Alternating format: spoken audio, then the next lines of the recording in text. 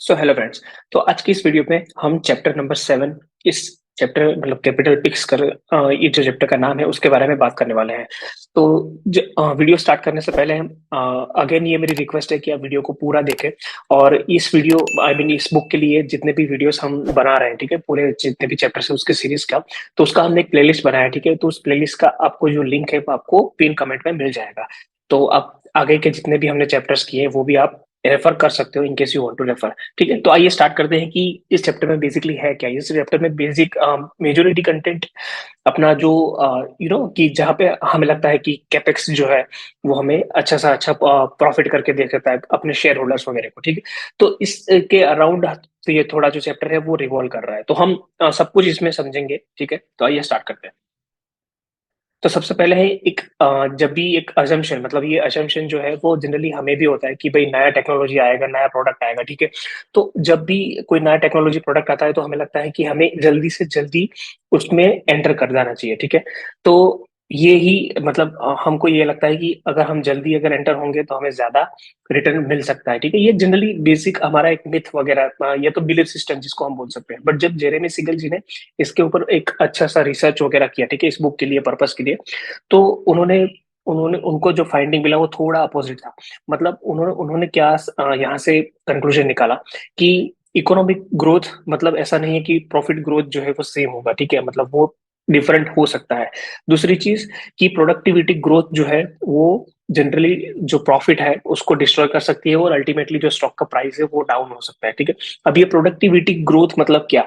ठीक है, for example आज जब हम कोई चीज लेट्स से अभी चैट जीपीटी आ गया, ठीक है, तो चैट जीपीटी में अभी लेट्स से कि आपको कोई कंटेंट क्रिएट करना है, ठीक है, टेक्स्ट बेस्ड, तो आप जल्दी से जल्दी वहां से कर सकते हो। वही अगर हम लेट्स से कि 2-3 साल पहले की अगर बात करते हैं, एक साल सॉरी 4-5 साल पहले की बात करते हैं, ठीक है, तो वहां पे आपको पहले तो उस कंटेंट के बारे में पढ़ना पड़ेगा, समझना पड़ेगा। उसके बाद आपका इंग्लिश वगैरह अच्छा होना चाहिए, ठीक है, और उसके बाद आप एक आर्टिकल वगैरह कुछ लिख सकते हो। तो ये बेसिक उस टाइम का कंसेप्ट था। ठीक है, बट अभी मतलब हम देख सकते हैं कि जो चीज पहले 4 से 5 घंटा लेती थी वो अभी आप 5 से 10 मिनट के अंदर कर सकते हो। तो ये होता है प्रोडक्टिविटी ग्रोथ, मतलब यहाँ पे टाइम जो है वो कंप्रेस होता है, वैल्यू ज्यादा क्रिएट हो सकती है। ठीक है, बट इसमें होता ये है कि प्रॉफिट जो है वो कम होता है कंपनीज के लिए और उसकी वजह से जो स्टॉक प्राइस है वो भी कम होता है। तो ये क्यों होता है ये भी हम पूरा इस चैप्टर के अंदर समझने वाले, तो प्लीज बने रहिएगा। ठीक है, तो यहाँ पे उन्होंने 3 एग्जांपल दिए हैं कुछ मतलब ये थोड़ा पुराना टेक्नोलॉजी है, मतलब अराउंड 2000 के आसपास ये आया हुआ था। ठीक है, तो एक वीडियो रिकॉर्डर आता था, फिर एक आईपॉड जो हम सबको पता है कि एप्पल का एक म्यूजिक प्लेयर उन्होंने इनिशियली लॉन्च किया था आईफोन के साथ। फिर एक एक्सबॉक्स का एक गेमिंग मशीन जो अभी भी आता है, ठीक है, बट उस टाइम का टेक्नोलॉजी थोड़ा पुराना था।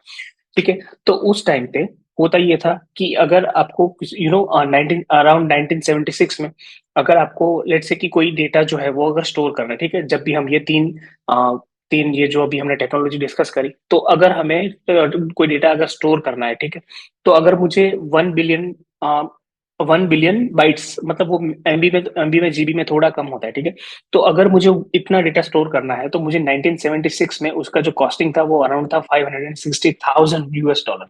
ठीक है, जो 2003 आते आते $1 पे आ गया, और अभी तो उससे भी कम है। मतलब अब तो आई थिंक ऑलमोस्ट आप इतना अगर डेटा अगर आप स्टोर करने जाओगे, ठीक है, अभी के टाइम में, तो ऑलमोस्ट आप बोल सकते हो कि वो फ्री में आपका डेटा स्टोर हो रहा है। तो ये चीज है, मतलब इसकी वजह से हुआ क्या कि जो भी लेट से कि ये जो हमने देखा कि जो कंप्रेशन हुआ, ठीक है, प्राइस में, when it comes to storing data, ठीक है, तो उसकी वजह से हुआ ये कि जितनी भी कंपनीज थी जो बेसिकली इनमें थी, मतलब स्टोरेज वगैरह में जो आज भी है, ठीक है, डब्ल्यू डी है, वेस्टर्न डिजिटल, मतलब मैक्सटोर, सेगेट, इनकी हार्ड ड्राइव वगैरह आती है, फिर पेन ड्राइव आती है। ठीक है, तो ये सारी चीजें आती है। तो ये जब टेक्नोलॉजी का इनोवेशन हुआ, ठीक है, कि जहाँ पे कम से कम कॉस्ट में आप ज्यादा से ज्यादा डेटा जो है उसको आप स्टोर कर सकते हो। ठीक है, तो उसकी वजह से इन सारी कंपनीज के जो मार्जिन वगैरह थे, ठीक है, वो बहुत ही कम हो गए। तो ये एक ये सिर्फ और सिर्फ एक एग्जांपल है, यहाँ पे मल्टीपल एग्जांपल्स दिए हैं, तो हम उसके बारे में भी हम डिस्कस करेंगे, मतलब सारे के नहीं, सारे सारे के सारे एग्जांपल नहीं, बट मेजर जो एग्जांपल है उसके लिए हम डिस्कशन यहाँ पे करने वाले हैं।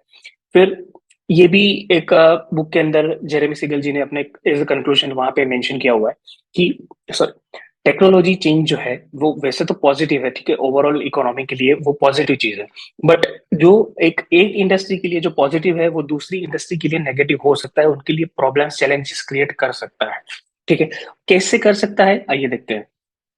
फॉर एग्जाम्पल, ये टेक्नोलॉजी और टेलीकॉम मतलब ये दोनों इंडस्ट्री का एक थोड़ा सा हमें कॉम्बिनेशन में यहाँ पे हमें देखने को मिलेगा। तो बेसिक पर्पस क्या है कि भाई टेक्नोलॉजी और टेलीकॉम इंडस्ट्री में कैसे थोड़ा इंटरप्ले हुआ था उस टाइम पे। और ये अब नेक्स्ट अब आई मीन अभी जो हम बात करने वाले हैं, ठीक है, तो वो हम उसी कंटेक्स्ट में बात कर रहे हैं कि जहाँ पे वो टेक्नोलॉजी बबल वाला जो सीन था, ठीक है, उस टाइम की बात है, मतलब ये आप ही का बात नहीं, ये बुक थोड़ा पुराना है बट कंसेप्ट रिलेवेंट है इसलिए हम डिस्कस कर रहे हैं। ठीक है, तो आइए let's get back to the topic. तो उस टाइम पे एक स्टैटिस्टिक्स निकाला था कॉमर्स डिपार्टमेंट की तरफ से यूएसए में 1998 में, ठीक है, कि इंटरनेट ट्रैफिक जो है, ठीक है, वो डबल हो रहा है एवरी 100 डेज पे।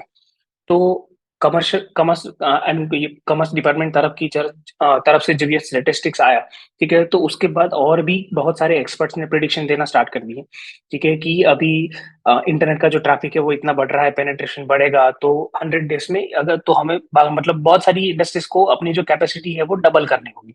ठीक है, तो उस प्रिडिक्शन के मतलब ये based only on this statistics companies ने एक्शंस लेना स्टार्ट किए। क्या लेना है एक्शन, उन्होंने क्या एक्शंस लिए?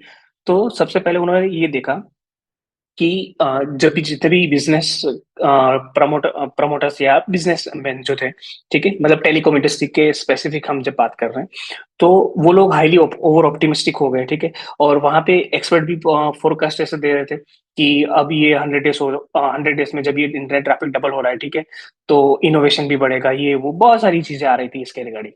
बट इसकी वजह से हुआ ये कि मार्केट में इसकी सप्लाई जो थी वो एकदम ही बढ़ गई, मतलब टेलीकॉम कंपनीज ने बहुत जगह पे टावर लगा दिया, फाइबर ऑप्टिक्स, ये वो बहुत सारी चीजें करी, ठीक है, बट सप्लाई जो थी वो बहुत ही ज्यादा बढ़ गई और डिमांड जो थी वो कैचअप ही नहीं उसके साथ। और इसकी वजह से क्या हुआ कि जो एक मैच होना चाहिए, ठीक है, सप्लाई और डिमांड का, कि जिससे प्राइस वगैरह स्टेबल रहे, वो नहीं हुआ। जस्ट वेट या तो मतलब आई थिंक 2 और 3 इयर्स आफ्टर आई जब फाइनली जब हम इस सिचुएशन में उसको क्लेरिफिकेशन मिला, ठीक है, तो वहां पे पता चला कि जो स्टेटिस्टिक्स निकला था 1998 में कि इंटरनेट ट्रैफिक जो है वो हर 100 डेज में डबल होता है, वो गलत था। क्यों? मतलब एक्चुअली वो कुछ एरर हो गया था। आप सोचो कि कुछ एरर था उसमें, प्रिंटिंग या ऐसा कुछ मिस्टेक था, और उसकी वजह से ये सब हो गया। और बाद में पता चला कि इंटरनेट ट्रैफिक जो है वो एवरी ईयर डबल हो रहा है, ना कि एवरी 100 ईयर्स। तो ये बहुत ही बड़ा एक आप ब्लंडर समझ सकते हो, मतलब। तो आप देख सकते हो कि नीचे मैंने एक टेबल के अंदर एक 3 चीजें लिखी हुई है, ठीक है, ये बेसिकली ये जो मैंने जो फिगर्स लिखा हुआ है तो वो है कॉस्ट। किसका कॉस्ट है? मतलब इनिशियली जब पता चला कि टेलीकॉम इंडस्ट्री में कि इंटरनेट ट्रैफिक जो है वो हर 100 दिन में ये डबल हो रहा है, ठीक है, तो उन्होंने बहुत सारे कैपेक्स वगैरह कर दिए, ठीक है, कि जहाँ पे फाइबर ऑप्टिक्स वो डाल दिए इंटरनेट कनेक्शंस के लिए। फिर क्या बोलते हैं वो अपना टावर्स वगैरह वो भी सब इंस्टॉल कर दिए। ये सारी चीजें उन लोगों ने कर दी ताकि डिमांड जो है वो मीट कर पाए, ठीक है, जब भी डिमांड आए तब। बट अनफॉर्चुनेटली डिमांड जो है वो उस टाइम के साथ मैच नहीं हुई। तो हुआ ये कि जब सप्लाई बढ़ गई, डिमांड कम कम रही, ठीक है। तो हमें भी पता है जब सप्लाई बढ़ जाती हो और डिमांड अगर कम रहती है तो उसका जो प्राइस है वो फॉल होगा, ठीक है। तो ये उसका प्राइस है कि लेट्स से कि किसी को डेटा भेजना है, आई थिंक उन्होंने एक स्पेसिफिक एग्जांपल दिया हुआ सिटी ए से सिटी बी में, ठीक है, तो उसके लिए जो वो फाइबर ऑप्टिक का जो लाइन लगता है ना, अगर वो मैं भाड़े पे देता हूँ, रेंट पे देता हूँ, ठीक है, तो मुझे कितना कॉस्ट देना पड़ेगा, या तो मुझे कितना रेंट देना पड़ेगा टेलीकॉम प्रोवाइडर को, ठीक है। तो ये वो डेटा है। तो मतलब 2000 में 1.6 million US dollar telecom companies को देने होते थे अगर कोई कंपनी जो है उसको इस तरह का लाइन जो है वो रेंट पे लेना है, ठीक है।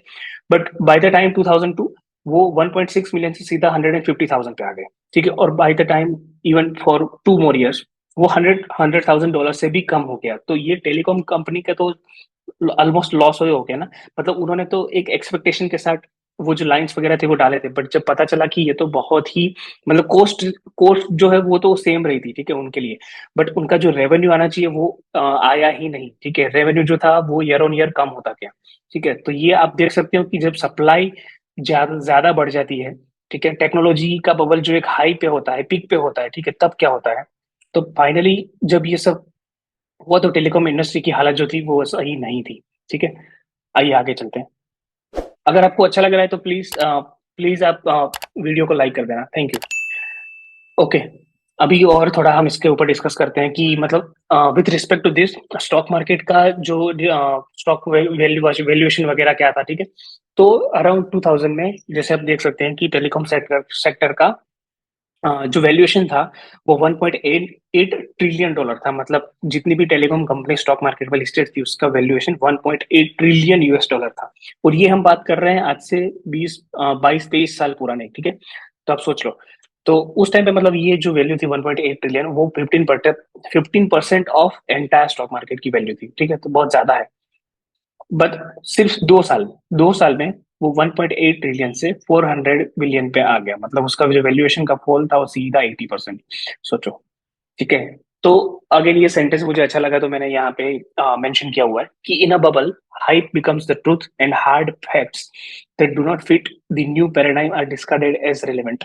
मतलब अ, ये उस कंटेक्स्ट में बोला गया है कि जो अभी हमने प्रीवियसली वो जो स्टेटिस्टिक्स दिखा था। ठीक है, कि जहाँ पे बाई मिस्टेक उन्होंने बोल दिया कि इंटरनेट का जो ट्रैफिक है वो एवरी 100 डेज पे वो डबल हो रहा है। ठीक है, बट एक्चुअली में वो 100 एवरी ईयर में डबल हो रहा था। तो उस टाइम पे किसी ने भी जाके वहां पे वेरीफाई नहीं किया। ठीक है, मतलब वो भले ही वो बबल का टाइम चल रहा था तो भी, मतलब बबल का टाइम चल रहा था तो, और किसी भी एग्जीक्यूटिव बिजनेस एग्जीक्यूटिव ने या जर्नलिस्ट ने ये केयर नहीं किया कि हम जाके पहले वो स्टेटिस्टिक्स जो है उसके ऊपर वेरीफाई करते हैं। ठीक है, इंस्टेड एक्सपर्ट जो थे, ठीक है, उन्होंने भी स्टार्ट कर दिया नए नए प्रिडिक्शंस निकालना। तो यही होता है बबल में, इरेशनैलिटी जो है वो प्रिवेल करती है फाइनली। ठीक है, ओके। तो ये एक द फॉलोसी ऑफ कंपोजिशन करके है। मतलब यहाँ पे इसका मतलब क्या होता है ये हम समझते हैं। मतलब कि जो एक मतलब वो जो एक छोटे पार्ट के लिए जो सही है, ठीक है, वो ऐसा सही नहीं है कि वो पूरे होल के लिए भी सही हो। मतलब इसका मतलब क्या होता है, इसको हम थोड़ा एक बेटर से समझते हैं, एनी वर्सेस एवरी करके। ठीक है, मतलब हम सबको भी पता है in our personal life as well कि हम कुछ भी कर सकते हैं बट हम सब कुछ नहीं कर सकते। ठीक है, we can do anything but we can not do everything. ठीक है, तो सेम चीज यहाँ पे भी अप्लाई होती है। कैसे? फॉर एग्जाम्पल वॉरेन बफेट ने अपना जो बर्कशायर हाथवे का जो टेक्सटाइल बिजनेस था, ठीक है, वो बंद करने का डिसीजन लिया था। ठीक है, क्यों लिया था? क्योंकि उस टाइम पे बर्कशायर हाथवे जो था, ठीक है, उसका जो टेक्सटाइल डिवीजन था वो बेसिकली लॉस मेकिंग था। मतलब वो कुछ अच्छा सा पैसा केस जो था वो जनरेट नहीं कर पा रहा था। बट बफेट ने, मतलब बफेट ने उसके बाद क्या किया कि उसके जितने भी मैनेजर्स थे, ठीक है, वॉरेन बफेट बर्कशायर हाथवे में, तो उनको बोला कि आप इसको, इस सिचुएशन को, इस कंपनी को, इस डिवीजन को हम कैसे इसको इम्प्रूव कर सकते हैं। ठीक है, तो उसके लिए उन्होंने बहुत सारे एग्जीक्यूटिव जो बक्सर हाथे में काम करते हैं, ठीक है, उनसे वो सजेशंस वगैरह मंगाए थे कि हम इसमें क्या इम्प्रूवमेंट कर सकते हैं ताकि हमें पता चले। बट उन्होंने बहुत सारे मतलब प्रपोजल्स देखे इन एग्जीक्यूटिव्स की तरफ से, बट उनमें से उन्होंने एक भी प्रपोजल को चूज नहीं किया। तो उसका रीजन क्या था? उनका रीजन मतलब बुक के अंदर थोड़ा डिटेल में दिया हुआ है, तो उसको मैं थोड़ा आपको समराइज करके समझाता हूँ।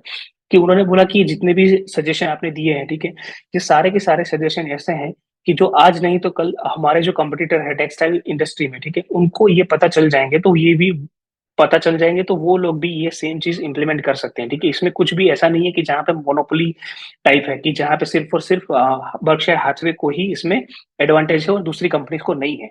ठीक है, तो जब दूसरी कंपनीज को ये सारी चीजें पता चल जाएगी, ठीक है, तो वो भी जब वो इम्प्लीमेंट करेंगे तो उनके भी मार्जिन बढ़ेंगे। ठीक है, और ओवरऑल जो इंडस्ट्री के जो मार्जिन होंगे वो कम होंगे, प्रॉफिट जो है वो कम होगा। ठीक है, तो इसका कोई मतलब नहीं बनता। तो फाइनली ये सारी चीजों को कंसिडर करने के बाद वॉरेन बफेट ने बर्कशायर हाथवे का जो टेक्सटाइल डिवीजन था उसको परमानेंटली क्लोज कर दिया। ठीक है, बट उसके ही जो टेक्सटाइल डिवीजन वाली जो कंपनी थी उसका ही कंपटीटर था बर्लिंगटन इंडस्ट्रीज करके। ठीक है, अभी उन्होंने क्या किया कि $3 बिलियन स्पेंड किए। ठीक है, कैपेक्स मतलब उसका जो property, sorry, plant and equipment वाला जितना भी एसेट वगैरह था, ठीक है, उनके मेंटेनेंस में उन्होंने अपग्रेड किया, सब कुछ किया। ठीक है, मतलब ओवर द 20 ईयर्स उन्होंने ये $3 बिलियन का कैपेक्स किया इसके ऊपर। ठीक है, और फाइनली हुआ क्या कि ये कंपनी भी कुछ उसमें इंप्रूवमेंट नहीं कर पाई, टेक्नोलॉजी के साथ पेस उसका नहीं रहा, और फाइनली ये कंपनी जो है उसको भी अपने दरवाजे बंद करने पड़े। ठीक है, तो मतलब वॉरेन बफेट ने जो भी डिसीजन लिया था, उनको उनको लगा कि जो उन्होंने जो डिसीजन लिया था टेक्सटाइल को लेके वो सही था, क्योंकि कैपेक्स वाला जो पार्ट है, ठीक है, वो सेंस नहीं बनता है, ठीक है। फिर उन्होंने कुछ पांच पोर्टफोलियो बनाए थे, कि जहाँ पे उन्होंने lowest capex capex to sales ratio से highest capex to sales ratio, ऐसे पांच पोर्टफोलियो बनाए, कि जिसमें डिफरेंट डिफरेंट सेक्टर से उन्होंने कंपनीज वगैरह चूज किया था। तो जनरली हमें क्या लगता है कि जो कंपनी हाई कैपेक्स करती है, फॉर एग्जांपल अभी इंडिया में भी हमें हमें पता है कि केमिकल सेक्टर में बहुत सारे, फॉर एग्जांपल एसआरएफ ने भी कुछ बोला है कि वो कुछ 4,000 करोड़ का कैपेक्स करने वाले हैं। सेम चीज दीपक नाइट्राइट ने बोला है। मतलब आप केमिकल कंपनीज में देख लो तो आपको कैपेक्स का अभी आपको एक बूम चल रहा है, ठीक है, जनरली। तो सेम चीज यहाँ पे उन्होंने स्टडी किया है, केमिकल सेक्टर को भी स्टडी किया, बहुत सारे सेक्टर को, ठीक है। तो उनका रिजल्ट क्या मिला? रिजल्ट ये मिला कि जहां पे भी कंपनी जो लोएस्ट कैपेक्स करती है, ठीक है, उनका जो जो वो वाला जो पोर्टफोलियो का जो रिटर्न था वो सबसे ज्यादा था, compare to S&P 500 and every other portfolio, ठीक है। तो ये हमें देखना है, मतलब कैपेक्स ठीक है, अच्छी बात है, बट कैपेक्स को जब कैपिटल, इसके बारे में चलो हम नेक्स्ट डिस्कशन करेंगे। ओके, तो ये अगेन इसमें क्या चीज है कि इन्होंने कुछ 10 सेक्टर के लिए एनालाइज किया था डेटा, ठीक है। उसमें से यहाँ पे हमने 4-5 सेक्टर का उन्होंने प्रेजेंट किया है, ठीक है।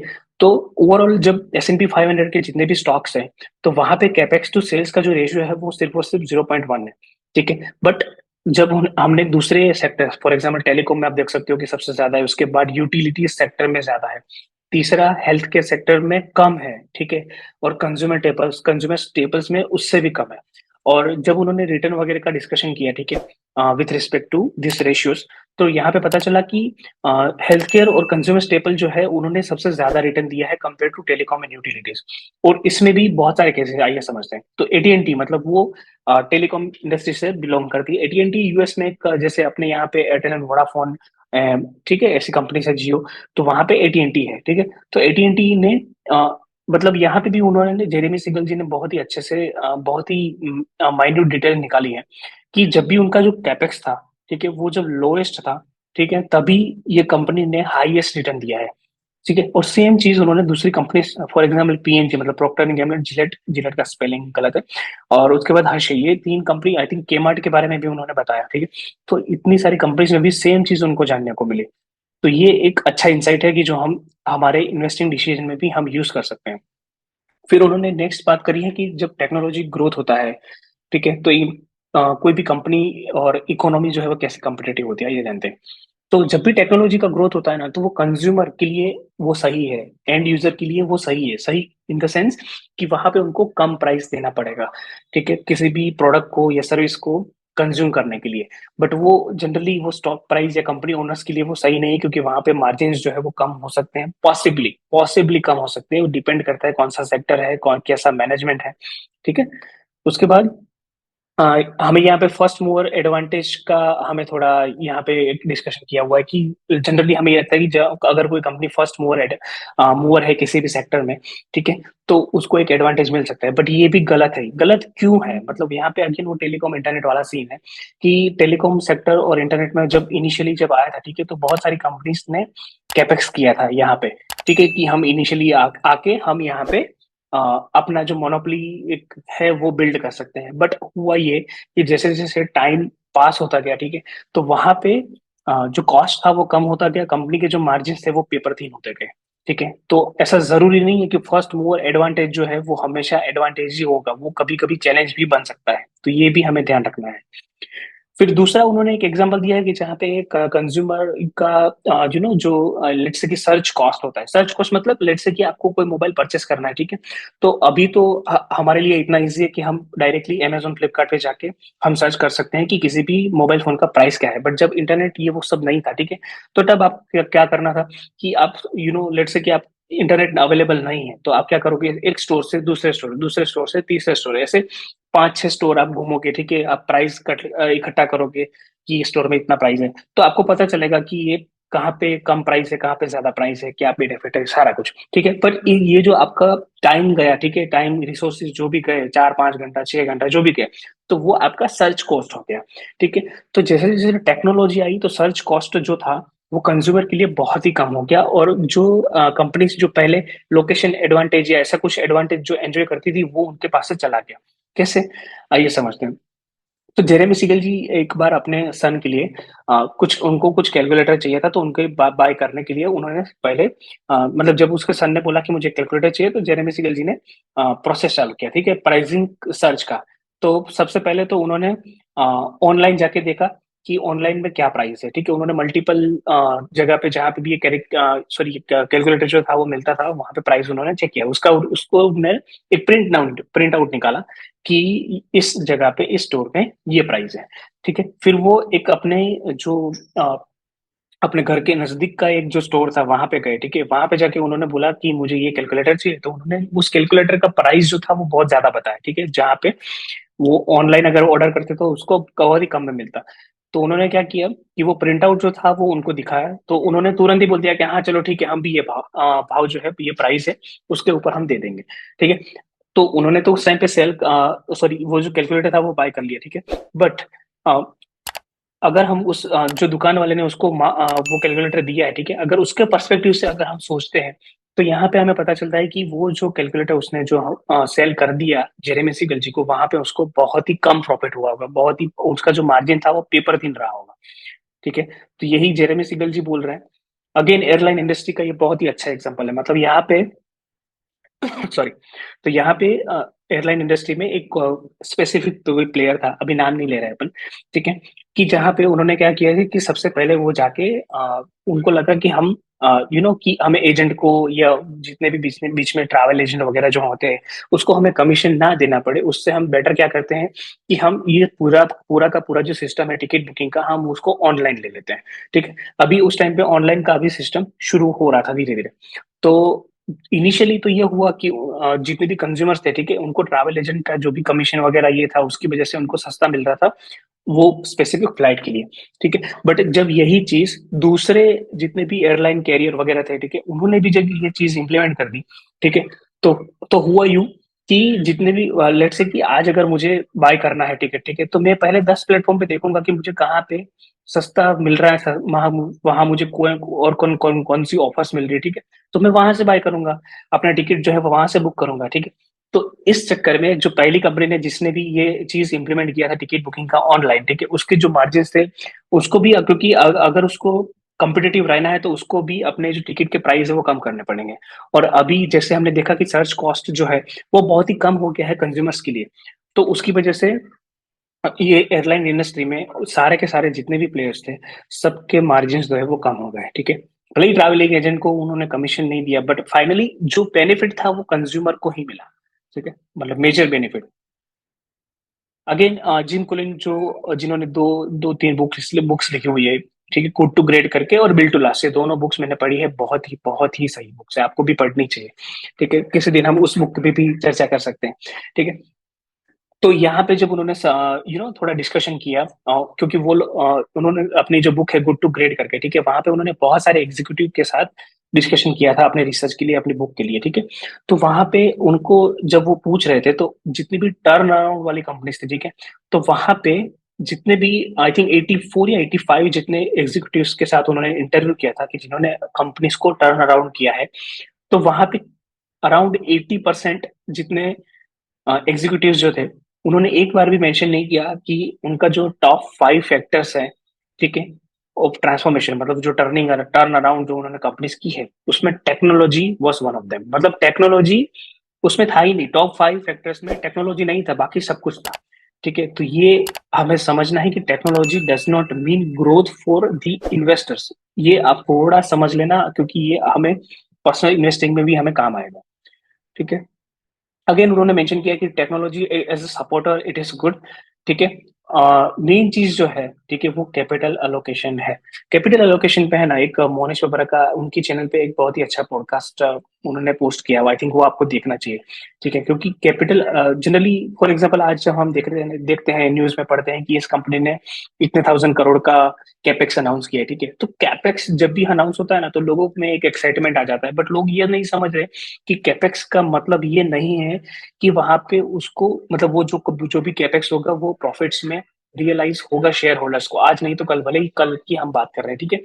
बट कैपिटल अलोकेशन मतलब right way of using that capital capital sorry, तो अगर आपके पास कैपिटल है उसका मतलब ये नहीं कि हम कहीं पे भी उसको उसको स्पेंड कर देंगे ताकि इन्वेस्टर्स को लगे कि भाई हम कैपेक्स कर रहे हैं, एक्विजिशन कर रहे हैं, मर्जर कर रहे हैं, ठीक है। उसका कोई सेंस नहीं बनता है जब तक वो कैपिटल अलोकेशन का जो स्ट्रेटेजी है नहीं है, सही नहीं है, तब तक उसका सेंस नहीं बनता है। तो ये सारी चीजें हमें समझनी है, ठीक है। तो बेसिकली यही था इस चैप्टर में। अगर आपको कंटेंट अच्छा लगा है तो प्लीज लाइक करिएगा, शेयर करिएगा, चैनल को सब्सक्राइब करिएगा। Thank you.